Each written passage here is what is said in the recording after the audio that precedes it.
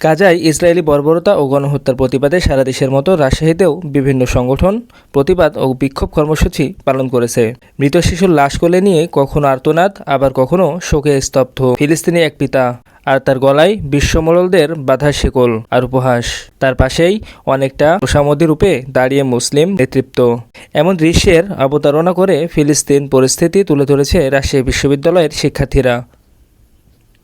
তাতে বেলা 11টা থেকে রাজশাহী বিশ্ববিদ্যালয়ের পুরো প্যারিস রোড যেন একখণ্ড ফিলিস্তিন হিসেবে ফুটে উঠল।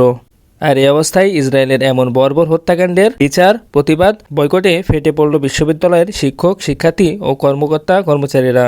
ঘণ্টাব্যাপী চলা এই মানববন্ধন থেকে বিশ্ব মুসলিম নেতাদের একত্রিত হয়ে ফিলিস্তিনের পাশে দাঁড়ানোর আহ্বান জানান তারা। পাশাপাশি ইসরায়েলের সকল পণ্য বয়কটের আহ্বান আসে এই বিক্ষোভ সমাবেশ থেকে।